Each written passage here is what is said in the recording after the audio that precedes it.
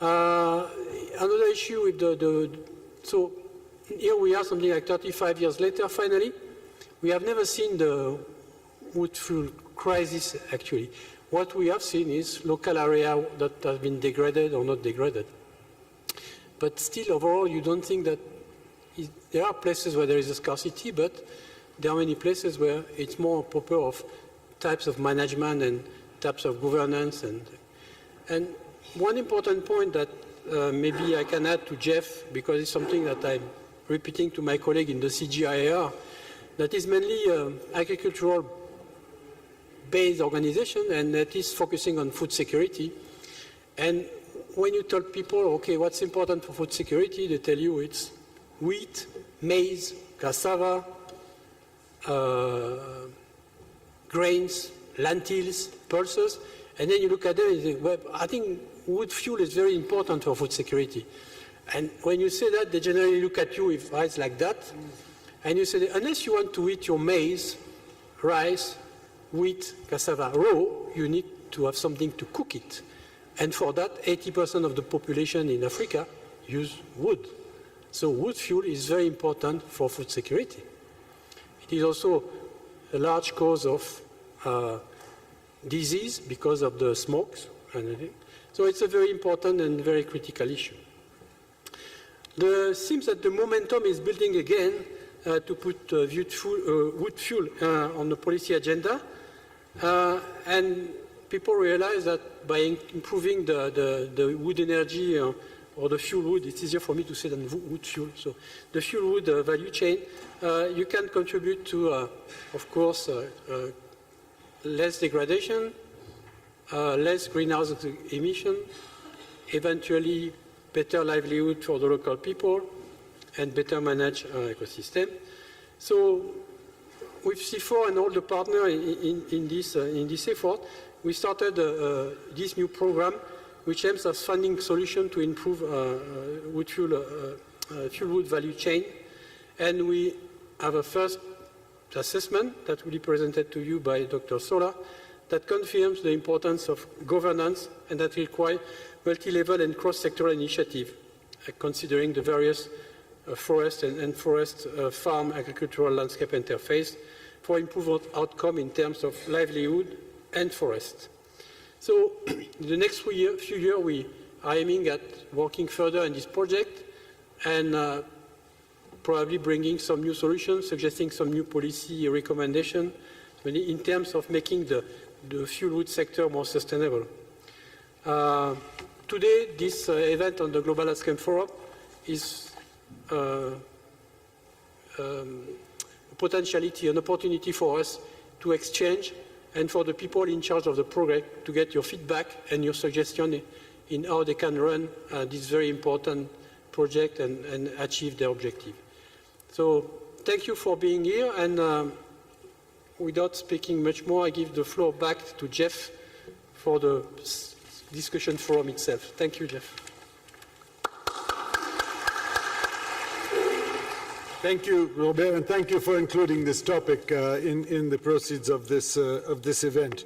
So it's my pleasure now to invite to the dais to give us a really strong background Dr. Fosiso Sola from the World Agroforestry Center.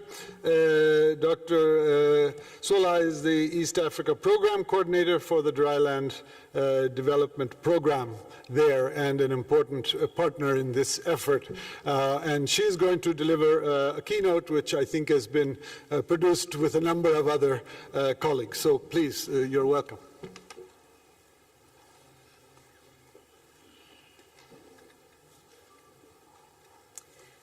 Good evening, ladies and gentlemen.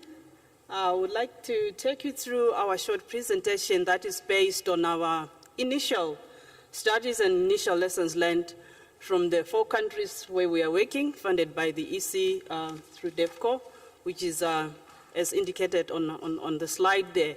And I'm not going to repeat a lot what the 2 speakers have said, but I'd like you to take you through Okay, just to highlight some trends within the continent, just to emphasize what the two speakers have said. The first thing is that wood fuel is the main cooking fuel or energy for more than 60% of households in sub-Saharan Africa. Not many of us are vegetarians and eat salads, so we always cook our food. And this is actually expected to increase because wood fuel is not only used in rural areas, but is used also in the urban areas. There is lack of alternative household energy. There is growing demand from the urban population, especially the urban poor that cannot afford some of the expensive alternative energy sources. Yet we know that increasingly some of these supply basins are getting really degraded. And just to emphasize the point that we consume a lot of fuel, 32.4 million tons of charcoal were actually produced in Africa, which is 62% of the global charcoal production. And also, in terms of volumes, we are consuming almost twice what the world community is consuming. So therefore, wood fuel is a key agenda item in Africa, especially in sub-Saharan Africa. And this presentation is focusing more on the governance side of the wood fuel value chain. So we looked at a number of policies and legislation and strategies and programs in the 4 countries where we are working. And what we realized is that most often wood fuel is not given the recognition, even within the policy framework, even within the legal frameworks and the institutional arrangements that are put in. Where it is recognized and there are some provisions, most often they are not enforced to support and guide wood fuel value chains. And you find that in most of the energy legislation especially, there is an assumption and a hope and a wish that with increased economic growth and increases in household income, people will transition to the modern energy sources and leave wood fuels. But this transition is very far from happening because we know that there is this poverty trap where most people are poor and therefore they rely more and more on wood fuel. And even if those that have little money, access to alternatives is still a challenge. And most of us want to taste and feel the taste of fire in our food. So those cultural preferences will always prevail as well. And we always talk about wood fuel value chain, but actually it's a network. It's really not a straight line. It's a network, and it involves many players. In many countries, almost millions of people are participating in this wood fuel value chain, starting from the wood producers right up to get to the consumer. And you find that charcoal actually exchanges many hands to get to the consumer. Up to 6 people are involved in the value chain. So many transactions are happening in between. For instance, if you look at the red arrows, which emphasize more on the firewood, and the black arrows emphasizing more on the charcoal, firewood has shorter value chains because it's bulky, it's not easy to carry. So all these people are involved, and when we do policies and legislation, their concerns and needs need to be taken into account. And increasingly, cross-border trade of wood fuel has come to light, and it's something that we'll also want to explore in this project. Really, the reality in terms of this is that there are some challenges within the wood fuel value chain. For instance, the inefficient and unsustainable production systems that we are using to produce charcoal are increasing pressure because you have to cut more trees just to produce 1 ton of charcoal. That's something that we need to think about. And this really leads to lots of degradation of woodlands and forests, and it does contribute to carbon emissions at the end of the day.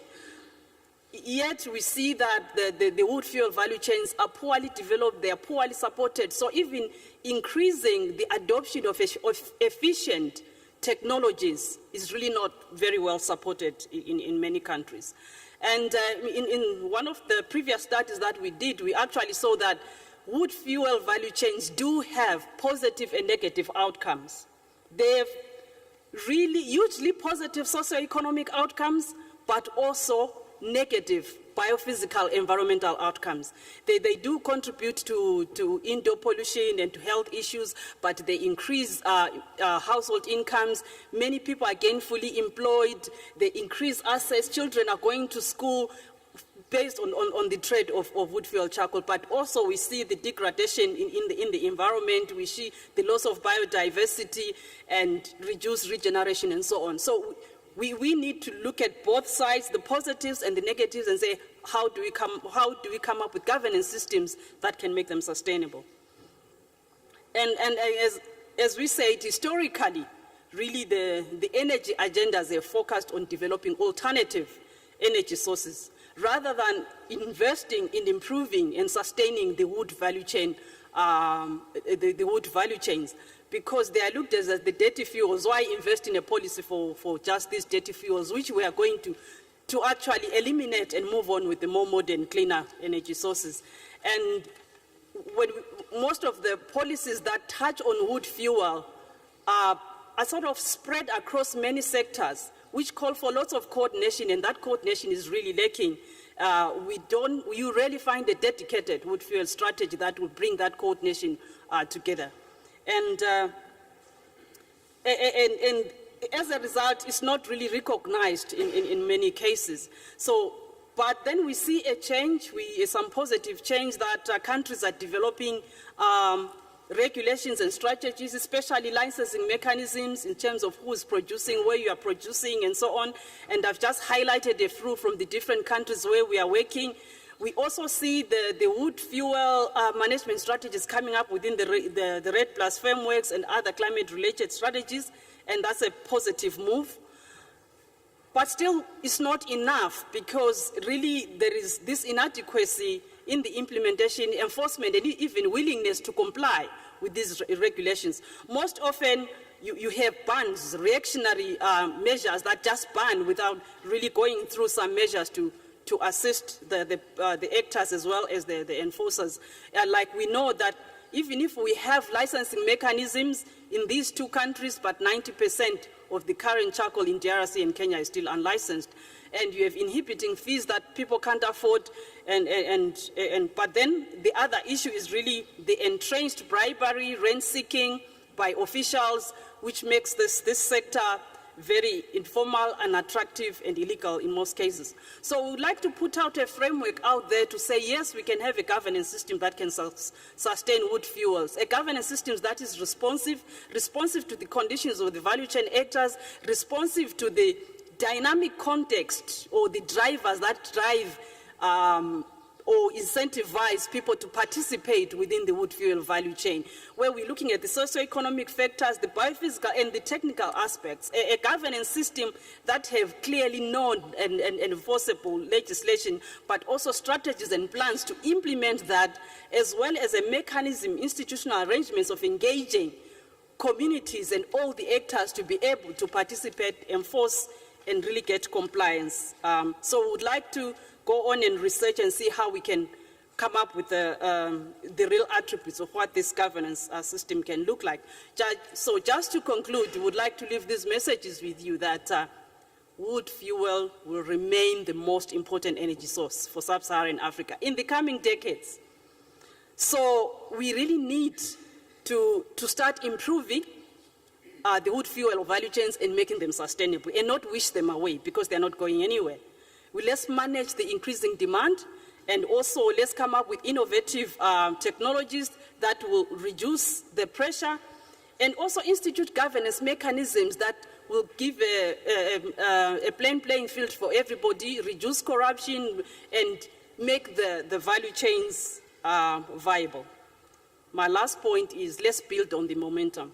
I think there is some momentum here and there where strategies are being formulated to actually incorporate wood fuel value chains, wood fuel management strategies, especially for the restoration. What can the restoration agenda do to incorporate the wood fuel value chains?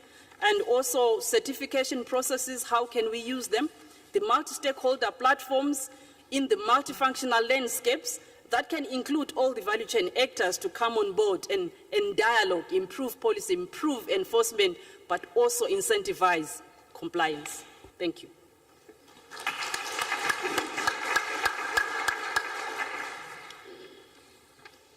Thank you so much, and I want to compliment both speakers for remaining very much, I think, within the time, which is always a challenge when there's so much very important information to share. I would like to now request our panelists for the next session to please come up. I will introduce you once you're here. So please come on up. I think you all know who you are. If you don't mind coming up and joining me, that gives me a chance to make an announcement earlier. So please, can you come up and join? Maybe building on the comment, maybe you can sit here. Yeah, let's see. And then you could have,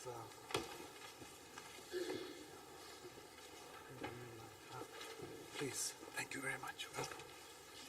I just wanted to make an announcement, which I was supposed to have done in my introduction, but it relates to building momentum. And I think we would be very keen to know from all of you additional panelists who are seated out here, your interest in being involved in an effort which we're calling Networking for Change in Wood Fuel Chains. Because we hope that we can build on momentum and maybe later on in next year even think of convening a much larger gathering of wood fuel producers, traders, and government and other actors to really exchange lessons learned in a much more detailed a period of time. So please indicate, I think there's some sign-up sheet going around, your interest to be on some kind of mailing list and then possibly to be involved in that network. It's a real pleasure to have with us many of the key actors, representatives of many of the key actors who are involved in wood fuel and charcoal value chains. And I think it's going to give us a kind of 360-degree view of this. Obviously, there's always other voices which we could add, and maybe some of you are in the room. What we're going to do is a kind of like a little bit of a talk show format, in the sense I would pose a question to each of our guests and partners, and then that will give them a chance to give their short reflections from each of their perspectives. It's a pleasure to welcome, firstly, Mr. Ignatius Makumba, who is the director of the Forest Department in the Ministry of Lands and Natural Resources, Zambia, who has been a partner for, I think, for many of those people working to improve the quality and character of the forests in Zambia. Mr. Makumba, what is the situation broadly with regards to wood fuel, both production and use, and charcoal in Zambia, and what are some of the new solutions you're putting in place to address that? And if you have any thoughts on how this links to the broader restoration agenda, we would appreciate hearing from you. Thank you, Jeff, and good afternoon, ladies and gentlemen. I think some of the issues have already been highlighted by the previous speakers. Probably I would start by what is it that we are doing. In Zambia, we have the 2014 National Forestry Policy. Within this forestry policy, we have one of the objectives which has provided for, putting in place measures that will actually promote sustainable harvesting of wood and production of charcoal in order to reduce deforestation. Now, within this objective, the measures which are probably highlighted in order for us to achieve this objective include public awareness on impact of unsustainable charcoal production on the environment, socio-economic, and also climate change.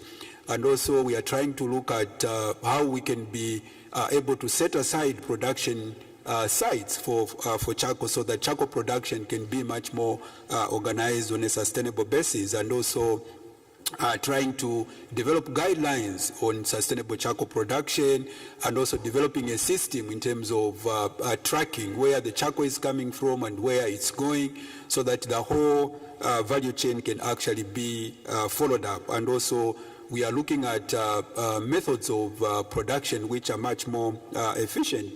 in terms of what is going on in the country is that most of the charcoal which is being produced is actually illegally produced, and there are reasons for this illegal production, and prominent among them is that the forestry department, which is supposed to be overseeing this sustainable charcoal production, has got no capacity. There are limited financial resources in terms of ensuring that monitoring is actually effective, and also some of the reasons is that most of the people would want to use charcoal for various reasons, like which were mentioned, because there is this myth that food which is cooked with charcoal, other than the most conventional method of energy source, say electricity, tastes much better than than the one which is cooked using energy sources. And I would also want to emphasize that in Zambia, the majority of the population don't have access to cleaner energy such as electricity. I think more than 80% depend on charcoal as a source of energy. And I think I would want to emphasize the point which Jeff mentioned in the sense that if they don't have this source of energy, it means that 80% of the population will not have cooked food, well-cooked food properly. Then it would have also some health implications. And then, in terms of solutions, I think what we are trying to do is to restore degraded areas and to ensure that charcoal is being produced on a sustainable basis. We have on a yearly basis a program which we call National Tree Planting Program, which promotes tree planting in all areas for the reason that it can provide, wood for fuel purposes and also other uses. We also have developed regulations to try to empower local communities in terms of having ownership of these forest resources. We believe that with these regulations, and then the illegal activities which would actually be being witnessed in these areas would actually reduce, in the sense that these people have a sense of ownership and they will jealously guard these forest resources. We are also promoting organized charcoal producers, and I think this is one of the things which we are doing. And I think I would also want to end on one last point in terms of one of the actions which we feel that should actually be explored. I think regional coordination and the regional sharing of information and experiences. For example, I'm given to understand that in Kenya there is a ban on charcoal. In Zambia we do not export charcoal. But then when we have these different policies in different countries and we don't speak to each other, and then we will not be able to address some of these challenges. So I think this is one of the points which I would want to end with. Thank you so much.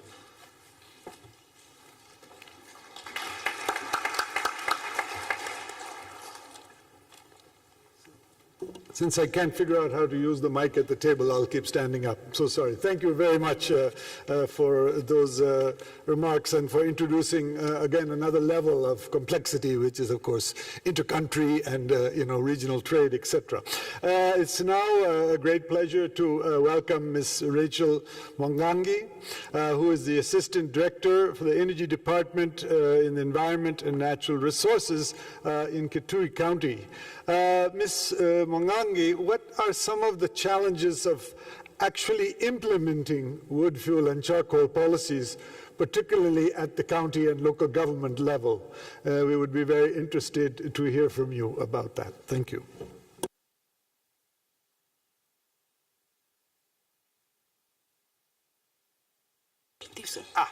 Good, thank you. Good evening. You heard my name, Rachel Mwangangi from Kitui County.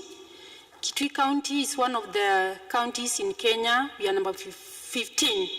The counties are 47. With the onset of the counties, the County Assembly, that is Kitui County Assembly, enacted the Kitui County Charcoal Management Act 2014, which was meant to streamline the forest produce trade, charcoal production included. By then, the county had very lean staff, and that meant the enforcement or implementation of the law was not well done.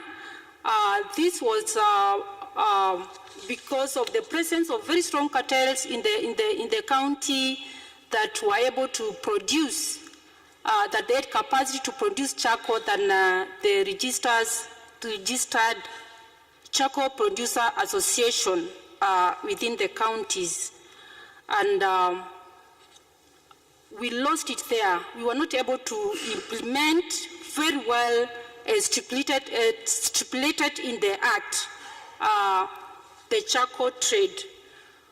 It was well put in the Act, the roles of the charcoal producer associations, the roles of the county government, the roles of the transporters, transporter associations, and that took us to within 4 years of trying to implement the Act. We banned the governor, then in the second regime, banned the charcoal production. I would like to highlight some of the, apart from the presence of cartels, some of the challenges that we incurred were, you know very well, Kitui County is the 6th largest county in Kenya with 30,000 square kilometers. Out of that, 6,000 square kilometers is covered by Savo East National Reserve. That's where we have most of the charcoal production taking place, and it is very difficult for us, for the government, for the county government, to control the production in the National Reserve. The other challenge is that, and we came to discover that Kitui County is the one that has been supplying the rest of the counties, majorly the Machakos, Makueni, and Nairobi City County with charcoal. And we did a study after the ban on the impact of the ban, and we discovered that the charcoal went up by 1,000 shillings per sack of charcoal. That is 50 kilograms of charcoal. And also the cost of our delicious nyama choma also went up, meaning that our proximity to the city of Nairobi and the other counties, that we are vulnerable, such that the charcoal that's being used in those other counties is coming from Kitui County simply because, one, the production of the charcoal was being made from very good tree species that have high calorific value, and the charcoal from Kitui County was most preferred. The other challenge, apart from being just next to needy counties, the counties that are energy poor, is the good roads, especially on the Mwingi side, where the road up to Garissa is tarmacked. The road up to Garissa is tarmacked, and most transporters would prefer picking charcoal from Mwingi, which is a sub-county of Kitui County, than maybe going to Meru or another county.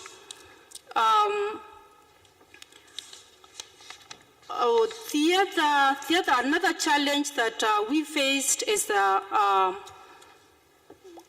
county implementing the charcoal policy was political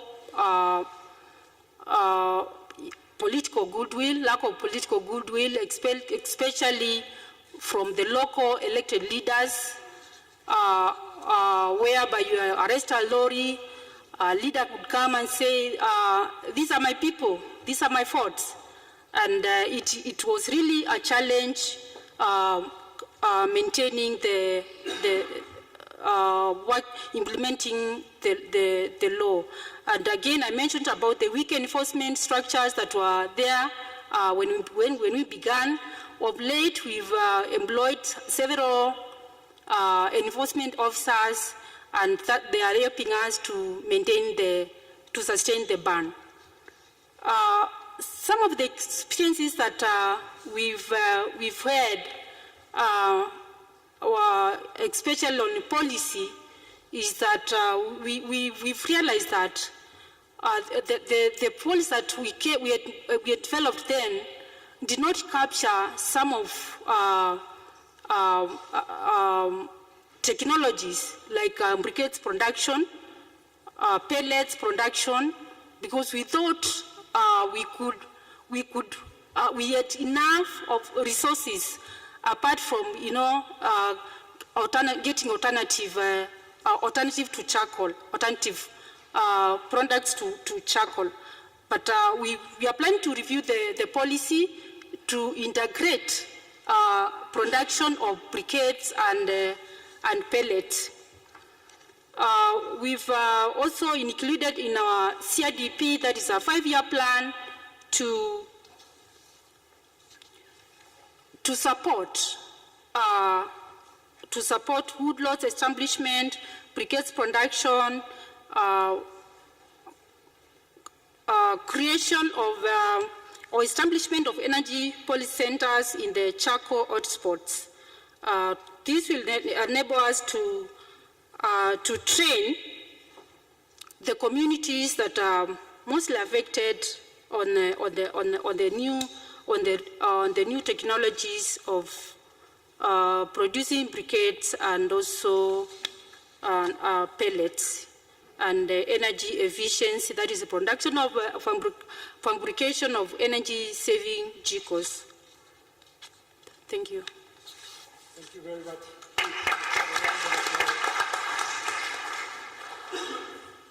It's a pleasure now for me to introduce our next speaker, Mr. Aniset Ngomin, who is the head of the Monitoring, Regeneration, Reforestation and Forestry Unit at the Cameroonian Ministry of Forestry and Fauna.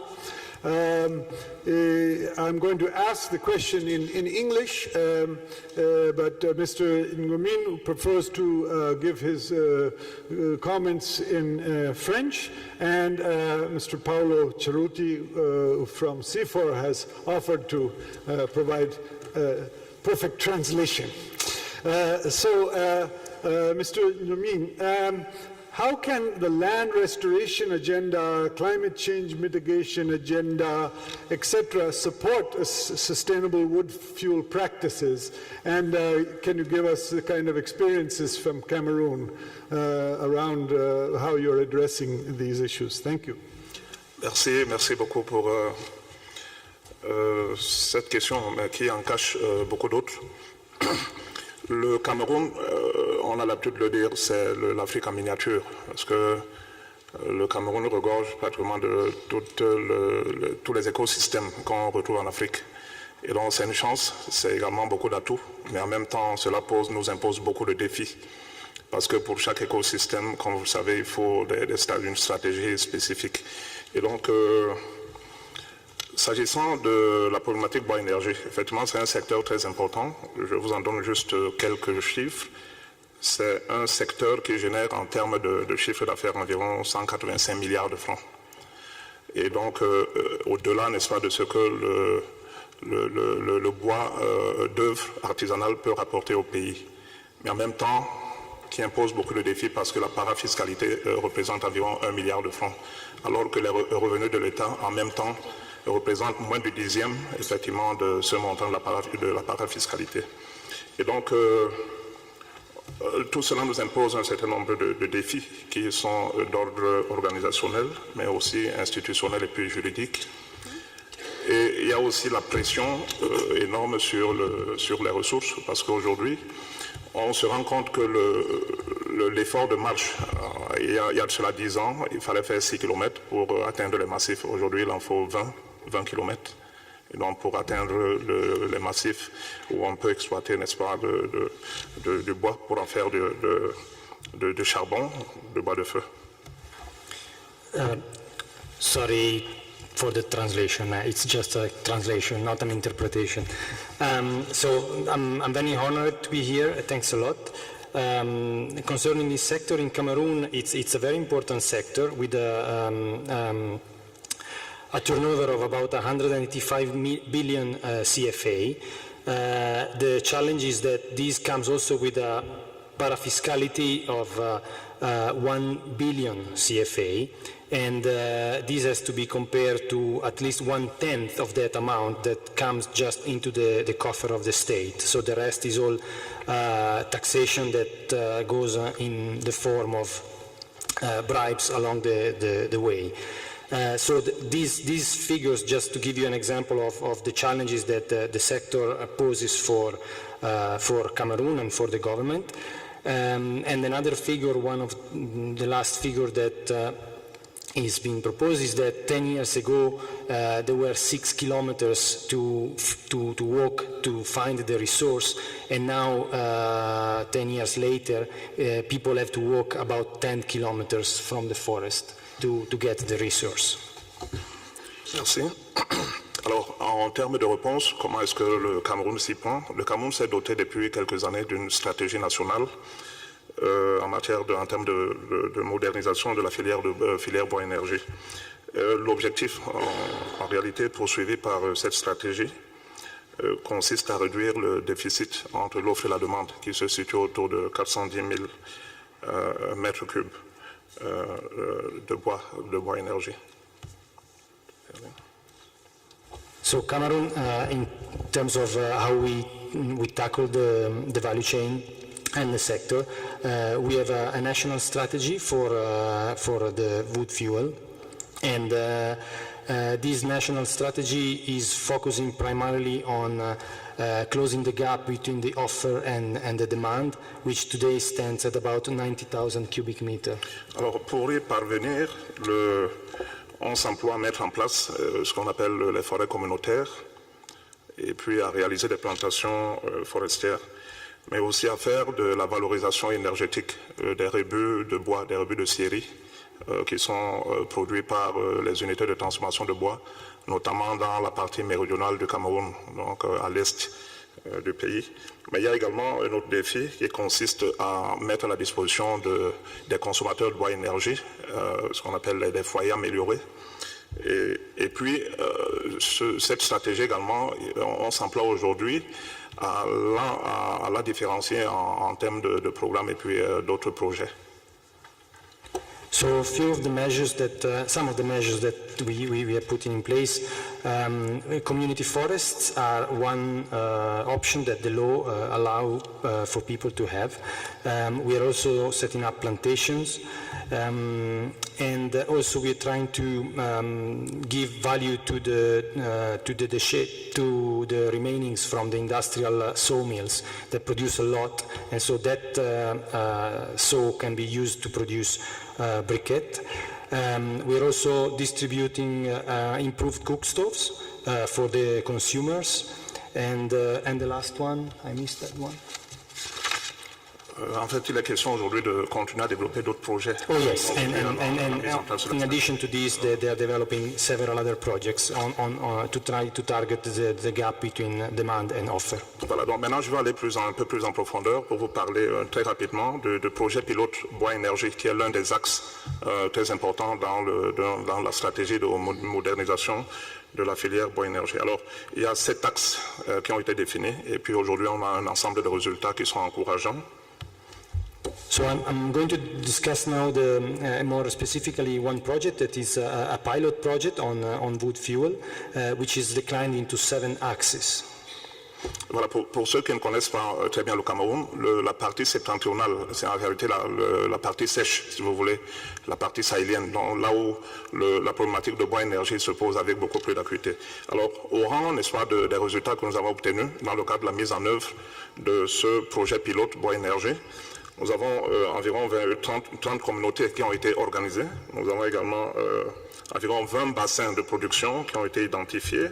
Nous avons également 20 forêts qui ont été créées.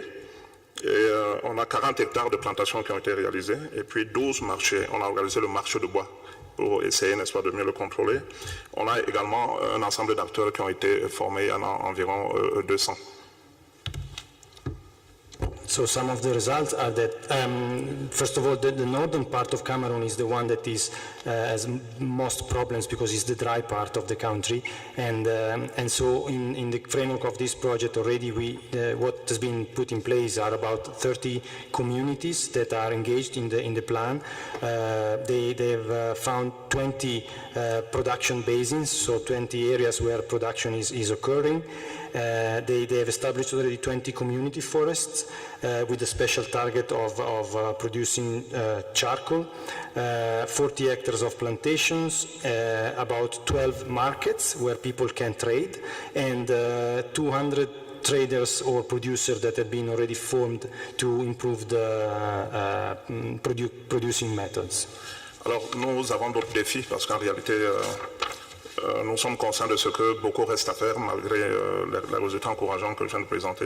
Alors, aujourd'hui, nous nous employons à accélérer, n'est-ce pas, le sujet, le contrôle de cette filière et puis à développer les outils d'aménagement, à travailler également sur l'inventaire de la ressource et à continuer à réaliser le reboisement. On s'emploie également à voir dans quelle mesure on pourrait imposer, n'est-ce pas, un système de rotation, mais aussi imposer des quotas d'exploitation et de réaliser des parfums. Donc, il y a un ensemble d'actions comme celles-là qui sont en cours. Actuellement, nous sommes en pleine validation, effectivement, des inventaires d'aménagement au niveau de cette partie septentrionale. Merci.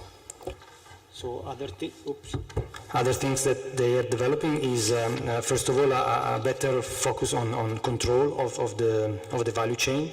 They are also focusing a lot of activities on the management part, so how to manage the resource, and they are at the stage now where they are validating some of the inventories that have already been carried out just to be able to know what is the resource available for this production. But they're also continuing reforestation, and they are planning to put in place a quota system for producers. Alors maintenant, je vais aborder le second axe de la stratégie très rapidement, qui consiste en l'amélioration du commerce légal du bois énergie, qui est issu des sources légales.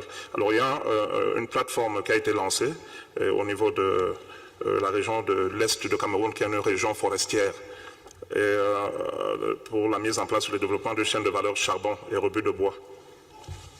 So the second axe, just briefly, it's they're trying to improve the legal trading of charcoal, and there are some platforms that have been put in place in the eastern part of Cameroon, which is the tropical, the forested part, and where production is happening. D'accord. L'objectif est de limiter la dégradation et puis la déforestation. Mais permettez-moi d'indiquer très rapidement que la consommation nationale de charbon de bois actuellement se situe autour de 350 000 tonnes. Et cela implique l'exploitation d'environ 2,5 millions de mètres cubes de bois, et pour une superficie qu'il faut exploiter d'environ 18 500 hectares de forêt naturelle. So, few figures. The national consumption now is established at about 350 million tonnes, which means that they are consuming about 2.5 million cubic meter of timber coming from the forest that occurs on about 18,500 hectares of forest. So those are the surfaces. Alors, les unités de transformation de bois qui sont implantées dans la région de l'Est ont un taux de rendement, produisent un taux de rendement matière de l'ordre de 40%. C'est-à-dire quand du bois entre dans la scierie, il n'y a que 40% qui sont exploités. Puis il y a des rebuts qui représentent environ 60%, donc qui sont rejetés dans la nature et qui sont brûlés actuellement. Et puis cela produit effectivement des rejets en termes de carbone. So one of the biggest problems that the forested part has is that the forest management units, their processing rate is about 40% when it is good. And so that means that 60% of the resource that is cut basically goes into sawdust, which is burned continually outside of the sawmills. And this is where they are trying to take this saw to be used to produce briquettes. Alors, ce potentiel peut être estimé à environ 1,20 million de mètres cubes de rebut, le potentiel. So this is about 1.2 million cubic meter that are needed compared to the 2.5 million that is the need established before. Et cela peut contribuer effectivement à couvrir 15% de la demande nationale de bois énergie. And so this could cover at least 15% of the national demand. Malheureusement, nous n'avons pas beaucoup de temps. Pardon, si vous pouvez... D'accord, je vais très vite pour aborder l'aspect concernant si vous voulez, concernant le changement climatique et puis la restauration des paysages. Simplement pour dire qu'effectivement, à travers, n'est-ce pas, cette stratégie, effectivement, on peut contribuer à infléchir un peu les aspects liés à la vulnérabilité des populations, mais aussi des systèmes écologiques. So basically, through the whole strategy, what we are aiming at is to tackle the vulnerability of the people and in their livelihoods aspect, as well as in tackling the environmental negative impacts that the value chain is having. Voilà, je vais peut-être conclure en disant effectivement qu'avec le projet actuellement en cours au niveau de la région de l'Est, effectivement, on peut aboutir à des rejets, n'est-ce pas, de CO2 évités, et puis à la dégradation évitée, effectivement, des écosystèmes. So this for us is also important because it aims at reducing the emission of carbon, which of course by burning it goes into the atmosphere. D'accord, merci. Thank you very much. Merci beaucoup. We know that it takes more time with translation. Thank you. So I hope you're all getting your questions ready as well. We are running a little bit behind time. We would ask our presenters to try to be brief. Svea is holding up signs to remind us. But I think you're going to find this next speaker very, very interesting. We are moving very much now to the ground level. We welcome Ms. Sunshine Mwemba. She's a trustee of and a board member of the Choma Charcoal Producers Association in Zambia. She's the secretary of the Tandabale Charcoal Group in Choma and is herself a charcoal trader. Ms. Mwemba, can you explain to us the practical reality of working as a charcoal trader and some of the activities of the Charcoal Producers Association which can provide some solutions to more sustainable charcoal? Thank you. Good evening, everybody. My name's Sunshine Mwembe. I'm from Zambia. I belong to the Choma Charcoal Association Group. I am a trustee. I'm here to share with you on sustainable wood fuel value chain in sub-Saharan Africa practices and solutions contributing to the continent restoration agenda. In Zambia, charcoal is done on customary lands, where traditional leaders are still ruling the land. For someone to do with charcoal, has to get authority from the traditional leader.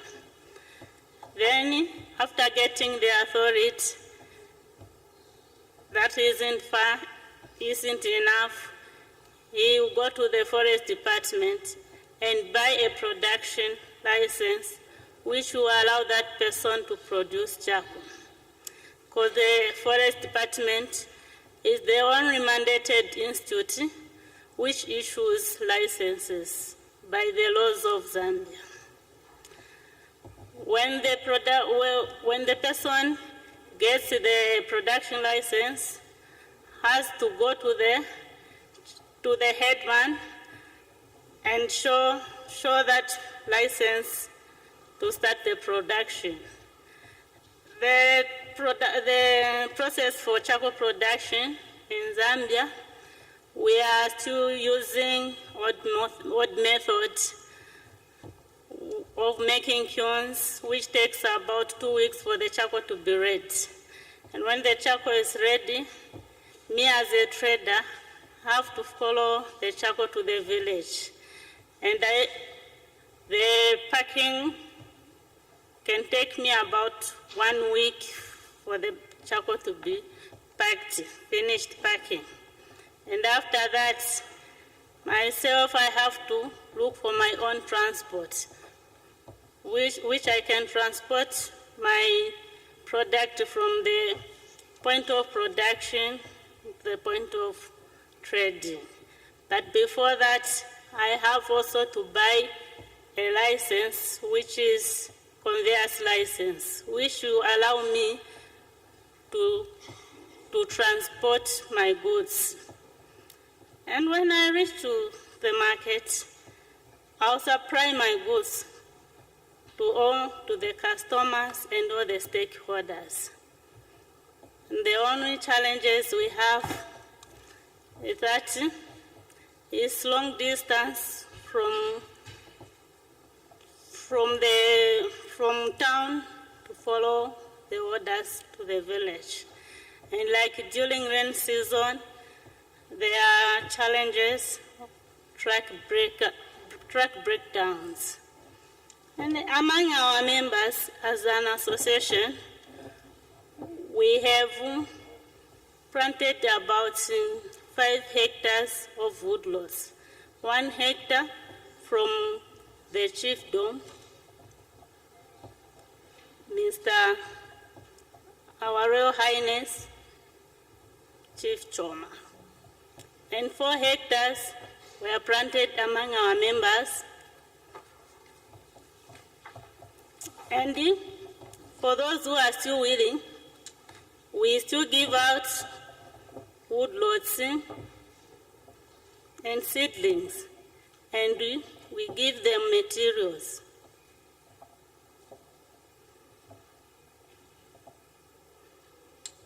And we are encouraging the community the importance of afforestation for the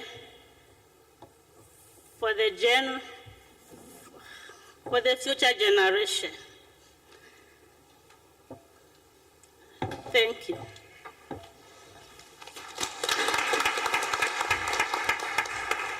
If I can follow up, I remember you mentioned that a significant number of your members are also women. Could you share a little with us about that?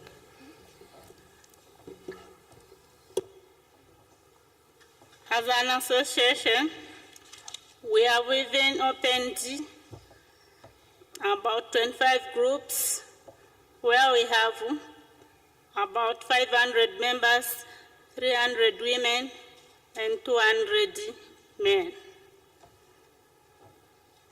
Thank you very much. We'll keep moving now because of time. It's a pleasure to welcome Ms. Chebet Lesan. Hello, Chebet. We didn't have a chance to meet earlier. She's the CEO and founder of Bright Green Energy, which is a social enterprise working on green fuels. Ms. Lesan, what are some of the solutions for sustainable energy from your perspective, and how can the private sector play a role? Thank you. Okay, thank you for that question. Good evening, everybody. It's great to be here. It's a pleasure to be involved in this discussion. So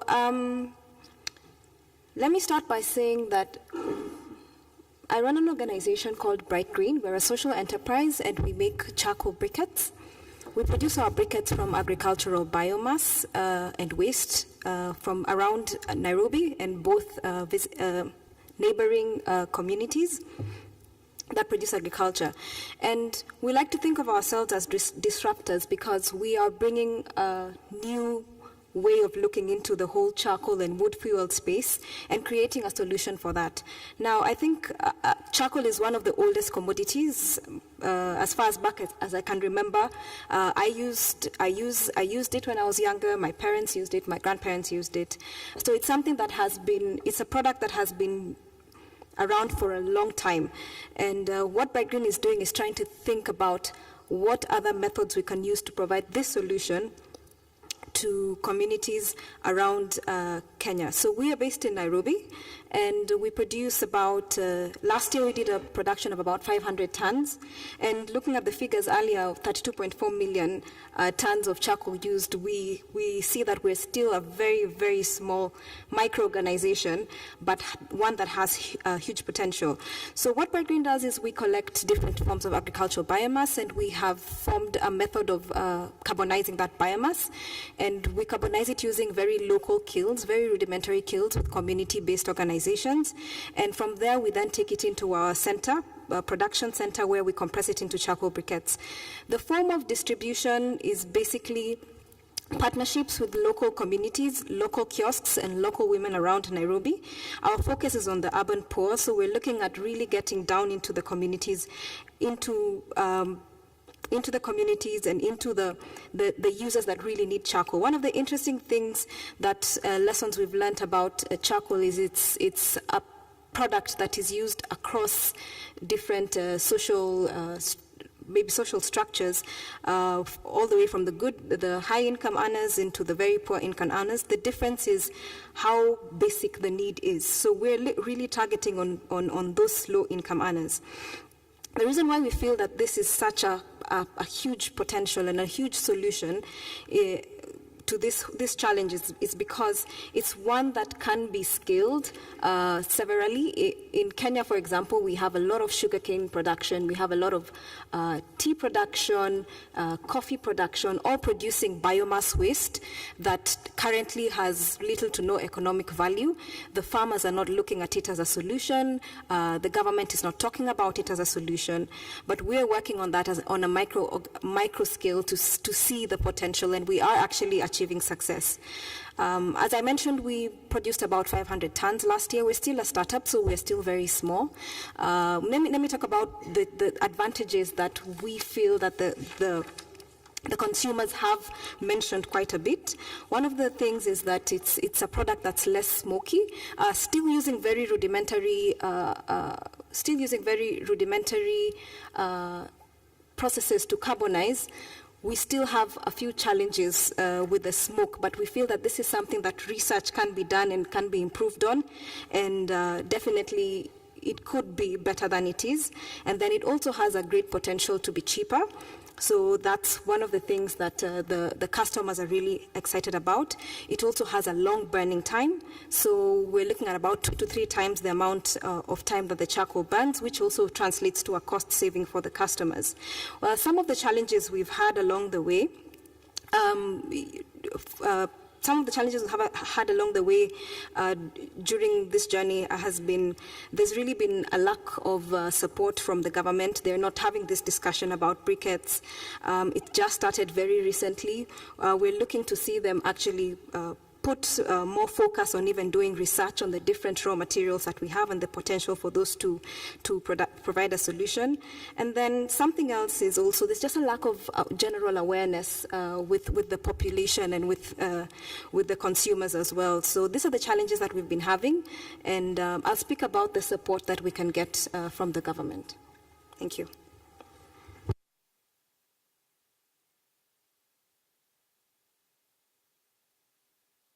Finally, it's a pleasure to introduce our last panelist. We're now coming up to the various levels of organizations which can play a key role. Let me introduce Mr. Patrick Manyao Kituku, who is the CEO and Secretary General of the Charcoal Producers Federation of Kenya. Mr. Kituku, as the leader of this national federation, what are the priorities of your members and maybe some of the challenges which you see for your members? Thank you. Thank you. Good evening. My name is Patrick Kituku. I'm the Secretary General of the Charcoal Producers Federation of Kenya, a federation created by the registered charcoal producers associations in the Republic of Kenya, and associations created, informed by the legislative frameworks in the Republic of Kenya, including the Forest Act, the Energy Act, and the Environment Act. Those legislations in Kenya recognize charcoal as an important biomass energy product, and so license and regulate its production, trade, and use. The Charcoal Producers Federation was formed in 2016, informed by the need for a national vocal point of charcoal producers in the Republic of Kenya. It was informed by the demand that charcoal producers never knew each other across the country. You could not know what your fellow charcoal producer is doing in Kwale while you are in Kitui. And then we needed somebody to speak on our behalf at the national level. That's why we came up with the federation. Currently, the federation has membership of 156 charcoal producer associations spread within 17 counties in the Republic of Kenya, with an individual membership of 257,072 members. Those are producers within the farms. We have had issues, and during our formation of our first strategic plan last year, we prioritized several issues. One was policy interventions in terms of our operations, because we knew and we discovered that we had gaps in how producers operated in Kenya. We wanted the policy to kind of address the issue of our core mandate as charcoal producers, because we are licensed under the law. We wanted the policy to address certification, both on product and processes. So we need also, as a priority, to have a national budget within the national government and the county governments, because in Kenya we have 2 tiers for purposes of empowerment of the charcoal producers in terms of restoration programs and sustainable transition of carbonization technologies. In view of the above, the charcoal producers associations are community organizations formed within the community level.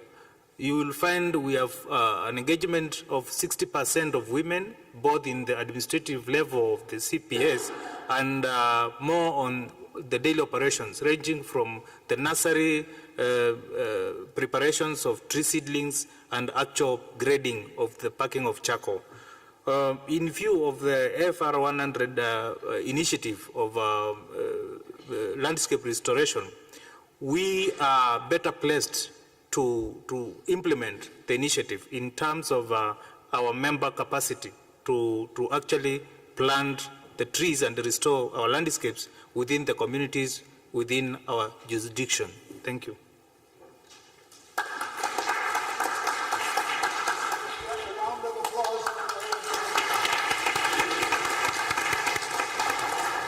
Thanks so much. We're really severely limited for time.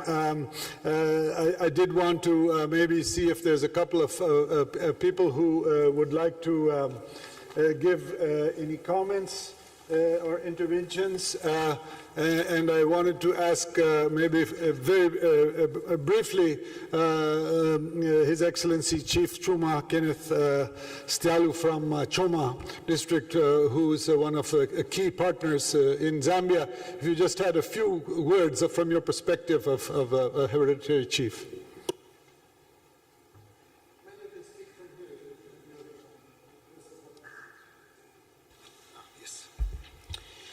Thank you very much. I'm Kenneth Stialu from Zambia. I'm a chief Choma. Where you hear Choma man, that is my chiefdom. My chiefdom is big, and I feel like working with the government over the day, I feel nice. because everything I do, I work with the government, plus all the departments, like forest department. Really, I'm a tough man. I talk with my subjects, whatever I feel like, to implement in my chiefdom. As this is Sunshine was talking, really, it is happening. And our director of the forest department, he's sure when he was saying that is 80% illegal charcoal cutters. We don't allow. And I'm very happy that, you know, we have now a group of charcoal controlling. So I think we are going to work hand in hand from here. I'm going to implement.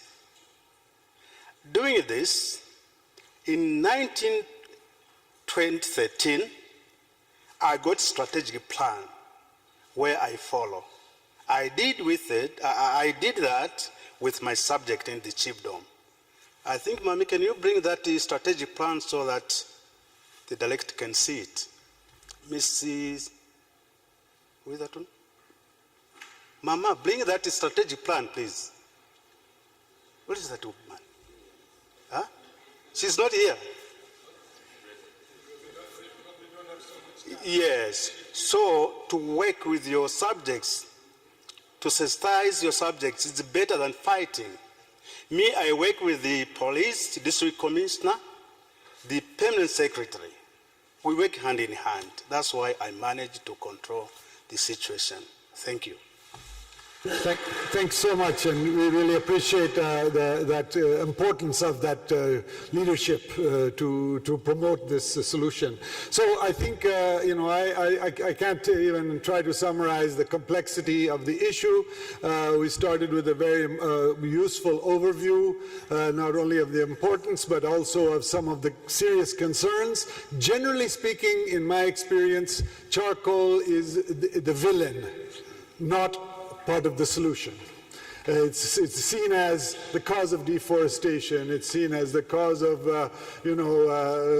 large-scale wood cutting, et cetera, et cetera. This is often the case. We know that it does have.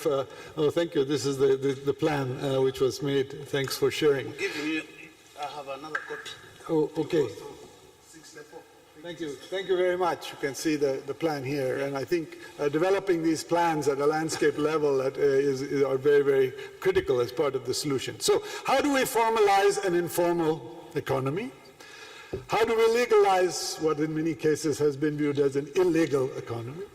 How do we make sustainable the practices which may have resulted from the previous two issues, something which does in many cases have negative environmental consequences?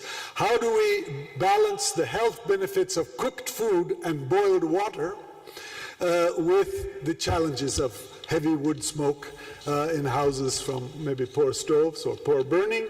How do we help governments develop a policy which balances these interests, which deals with the pre-existing condition, which may in fact have cartels, as was mentioned, all sorts of other solutions. As we heard, I think the word bribes was mentioned, in fact, here, and we know that there's a lot of these issues which are there. How do we address cross-border export of this important value chain? I guess finally I would say, how do we not address it? Can we afford not to address all of those questions which I just asked? And really, where I think we need to work together is to find solutions which work. It will be a struggle. It's not simple. It's not easy. But the FAO's last forest resource assessment, FRA, which assesses the world's forests, showed that 49% of the removals from the world's forests are for wood fuel and charcoal. 49%. So is 49% of all forestry investment going to wood fuel and charcoal? Why not? if that's what the forests are being used for. So we need to seriously think about that in addition to what we heard about the socio-economic benefits and the huge contribution to the economy. I want to stop, and now I don't know if we have any. We're supposed to stop at in 5 minutes, and we have some closing remarks. Does anyone have 2 or 3 very short interventions, maybe first here, and then if you could just introduce yourselves, and please keep it short. My apologies for not keeping our time. Actually, mine was a question. My name is Joseph from Kwale in Kenya. Could the incentivization of commercialization production of charcoal, could it be counterproductive to landscape restoration? Because we want to legalize a business that has been illegal. So making it now easy and a straight line, a kind of a model of a business, couldn't it be counterproductive to landscape restoration? That's my question. Thank you. Take 1 or 2, and then we could get a quick response. Yes, please. Yes, added to some of the actions that are being taken up, I'm Mesim Petakandulu, Provincial Forest Officer from Southern Province in the Forest Department, Zambia. I coordinate the forestry issues at provincial level and also the Forest and Farm Facility Program from where Sunshine has come from. What we have is that government has got structures for reporting systems from the national level, province, district, and sub-district level at ward level. So what we see is that issues of forestry are not a priority from the communities who always demand clinics or schools. And forestry issues only come up maybe when there are evictions, so you hear people complaining we've been disadvantaged in this area or that area. But with the Forest and Farm Facility, we have been raising awareness among the people on these reporting systems and encouraging these associations that have been formed in tree nursery establishment and management and also the Charcoal Choma Association so that they can utilize those government structures in airing their views on forestry issues so that they can be taken up in the government planning system from the ward level all the way to the district and the province. We are also bringing on board the traditional rulers, both in these training programs and also on exposure visits like this visit where we get the traditional rulers to come on board so that they can see experiences from other countries and therefore be models who can help us in peer-to-peer, coordination or dissemination of experiences from the region to the colleagues back home where we wish to have the chiefs come together. Then they can be explained to on what other countries are going through, despite us being maybe reasonably hooded as Zambia. Those are some of the efforts that we're making, and we hope that they will also benefit from government intentions, that now the Forest Department has been reintroducing the forest range guards who are supposed to work at local level. The ones we have gone into timber concession areas, but we hope that with the ones that we may get with the blessings of the Director of Forestry, we shall also assign one to this model in Choma and see how that plays out in the charcoal sector. And whatever lessons we get from there, that's what we'll scale up to the rest of the province. Thank you. Thank you so much. As you can see, we have a lot of expert panelists in the audience as well. We have a serious challenge with time, maybe last 1 or 2, and then we have to stop, I'm afraid. Thank you very much. I have actually a question, like saying, do you think that we should only keep this conversation within just the charcoal community, or should we bring it also higher to the energy, let's say national level, to think about also other types of energy, renewable energy that could contribute and complement the, let's say, energy from the fuel and charcoal, because this is, I think, an important point. I'm not sure if the energy from the, forests, etc., would be really able, let's say, to respond to all the needs of energy for cooking or for other types of in Africa. Thanks. Yes, please, and then we will have to stop. Yeah, good evening. Yeah, it's too much just saying Nora, because in the clean energy sector, I'm Beatrice Despioche, the co-founder of a social enterprise called ecological Limited. And it's true that you have, for different needs, there is different use of clean cooking solutions like biogas or ethanol gel or briquettes, etc. And I just want to, in the face of the restoration, land restoration topic that we are talking today, I just want to briefly explain what we are trying to do at a humble level. We are sustainably producing biomass, clean self and LC biomass eco-charcoal briquettes in a typical dryland forest located in southeastern Kenya between both Tsavo National Park at the foothill of Kasigo, Mount Kasigo. It's a hot spot for biodiversity.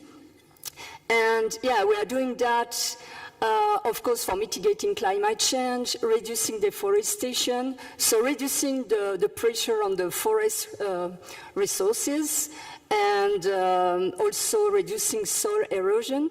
But we are also providing an alternative livelihood by recruiting the local people living in this local community. So instead of course, for them illegally cutting trees or producing charcoal for feeding their children, when they cannot harvest any subsistence crops, we are providing these solutions. And we are also, of course, producing a very clean, alternative fuel instead of using charcoal or firewood. So it's a solution at a small scale, but what we want to show that it's possible in Kenya or in other sub-Saharan African countries to protect the environment, to protect the forest, and also issuing and producing a very clean energy fuel. So it's an example that we would like, we want to show. Of course, we need to scale up and to show that our tree-farm business model works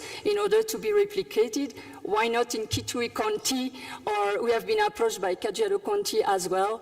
So thank you very much for sharing that. I know we have Charles. Since I grew up in India, if we talk about wood fuel, it makes me hungry. Because in fact, the food which I consumed was cooked, and I have to say, sometimes I do miss the flavor, although maybe we can reproduce it somehow. But so I don't want to stand between you and the reception. I'm very sorry, Charles, maybe if you can, very, very short.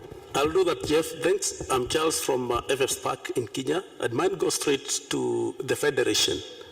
Kituku, I wonder whether you, as a federation, what do you do to ensure that the policies or rules developed by the national government and also the county government favors your producer farmers? Why? Because during presentation from Lecho, the act they developed was not harmonizing at implementation phase. And as a federation, you should defend. I expect you should be having measures on how to defend the rights of the producer. And then to the Zambia, the last one, the Zambia panelists. I understand you don't allow exportation of charcoal. What possible means can you do to ensure that maybe you open up that? Because Kituku has cooperatives, and you also have cooperatives, and it could be that multilateral collaboration in expanding your arena in business. Thanks. Thank you so much. I'm so sorry because of the lack of time. I think there was, particularly one very pertinent question, which was, in fact, is this presentation and what is being proposed somehow potentially, can it have negative effects on restoration? I don't know if anyone would like to quickly respond to that. I would maybe ask Kituku to take that up directly with you, because we simply don't have time. Is anyone ready to make a quick comment about whether this focusing on charcoal and wood energy may in fact have a negative impact on restoration, if I understood you correctly? Yeah, maybe I can just make a quick comment. I think commercialization is possible in my personal view. For example, what we do in Zambia in terms of charcoal production and the issuance of permits or licenses for any forest produce. We use it as a management tool. So there are specifications in terms of the diameter, the minimum diameter that you can actually fail for you to produce charcoal.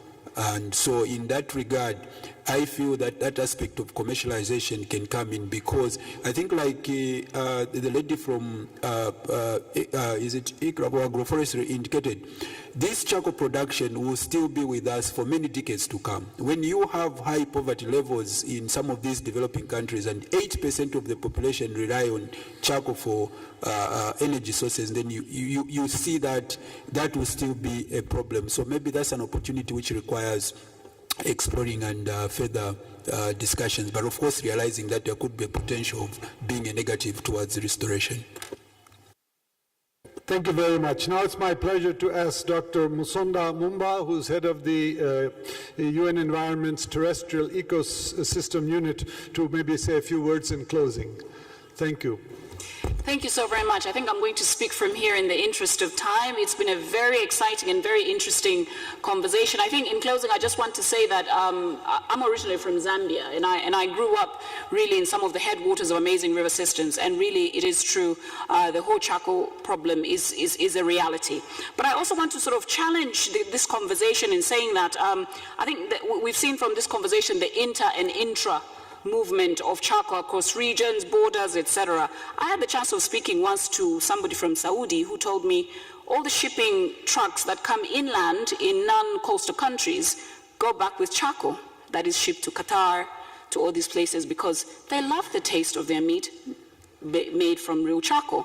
So these are the conversations I think that we also have to, to have. We're a population of about 13 million people. Really, the demand, can be debated for Zambia. But also, I want to really challenge as well the issue of research and development. And I really like Dr. Sola's presentation. These governance challenges, East Africa community right now in Kenya, there's a challenge where they've banned charcoal here in Kenya, and yet a lot of charcoal is coming from Uganda. So the gains in one country are a loss for another, and the ecosystems are being degraded. And as we know, these are some of the catchments for the River Nile system across these regions. So I just want to challenge and start thinking, and I think the lady here did mention this whole contextualizing this within the energy conversation. I think it's important that we think about this very, very critically. And lastly, really, yes, I think you were right to talk about the issue of looking at it as a villain. And how it's been vilified and looked at it, but the realities are, my family, I have a cousin getting married in South Africa, and my aunt sent for charcoal from Zambia because they needed to cook some traditional foods, but it's going across borders. So this is the reality. How do we change behaviors, awareness?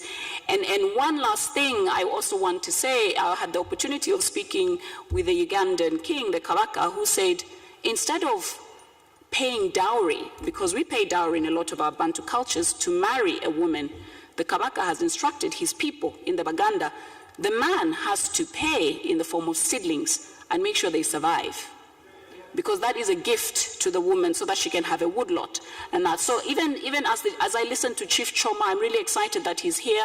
I think the role of traditional leadership is very critical in how we strive this conversation. And also, we will continue to use charcoal regardless of dynamics and shifts and shapes. So please enjoy your wine and drinks and everything else. But it's a great conversation. But I think we have opened an opportunity to converse. Thank you so much.